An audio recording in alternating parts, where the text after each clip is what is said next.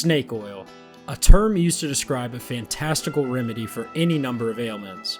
And any salesman that receives such a title as a snake oil salesman is a charlatan. But why? And are snake oil salesmen really the bad guys? In the 1840s, many Chinese immigrants arrived to work on America's transcontinental railroad. It is believed that with them came the oil of the Chinese water snake, or more specifically, the black-banded sea crate. Not only does this serpent look terrifying, its venom is 10 times stronger than that of a cobra, which is coincidentally in the same family as it, along with coral snakes and black mambas. Although it is quite poisonous, it brought back a feeling of home and was thought to have healing properties such as being anti-inflammatory for conditions like arthritis and joint pain. It seemed like these workers knew what kind of work they were getting into and trusted their snake friends to get them through it. I hear it's quite surprising what a drop of snake oil on the old kneecap will do for a man that's been dynamiting into mountains for over 10 hours a day without breaks and only 1 day off each week. What's even more surprising is the fact that modern medicine facilitates this belief by discovering the high content of fatty acids found in the oil. Heck, it's got 20% more than is found in a wild salmon. Take that, salmon.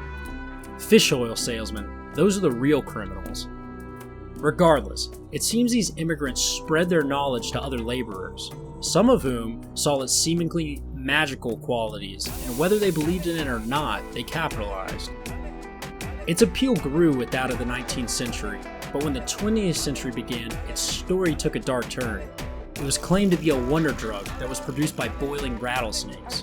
I know what you're going to be thinking, not nearly of the same quality as the black-banded sea crate. After boiling, the oil would be skimmed off the top of the water. However, some salesmen found this process quite tedious and found an even better way to extract the oil. Well, not exactly better, cheaper. They used mineral oil, which just so happens to be a known carcinogen derived from petroleum. I have to say, it's a real shame that all these fraudulent snake oil salesmen out there are giving the legit ones a bad rep. In the 1910s, fraudulent oil became more prevalent and became so common that the US government ordered an analysis in 1915. Clark Stanley's snake oil liniment was chosen.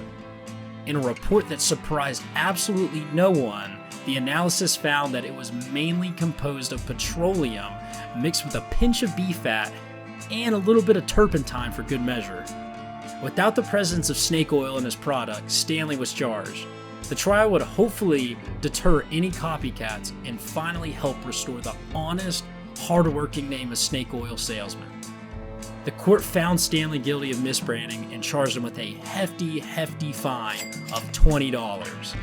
I know that doesn't account for inflation, which would make it around $450. However, what this court case did manage to do was tarnish the once great reputation of snake oil salesmen. I mean, just try and imagine it. At one point in time, it was an honor to be a snake oil salesman. I mean, it's cool to imagine saying your dad was a lawyer or a doctor, but at this point in time, you want to say, yeah, my dad's a snake oil salesman, because that is the thing. But after this lawsuit, the once great reputation was just completely unraveled at this point. The public perception of the stuff really changed overnight, and to this day, it rests in our subconscious minds. However, in typical snake-like fashion, it has snuck its way back into the main scene and is more popular than ever. Remember the bit on why the Chinese used the oil in the first place? Right, that sweet omega-3. Although not derived from snakes anymore, omega-3 is in every corner market or grocery store and maybe even in your supplements. It's said to cure inflammation, boost brain function, help heart health, increase vision, and more. It sounds like our favorite purveyors of snake oil have rebranded, but I'll let you be the judge. Thank you for watching Origin Alchemy.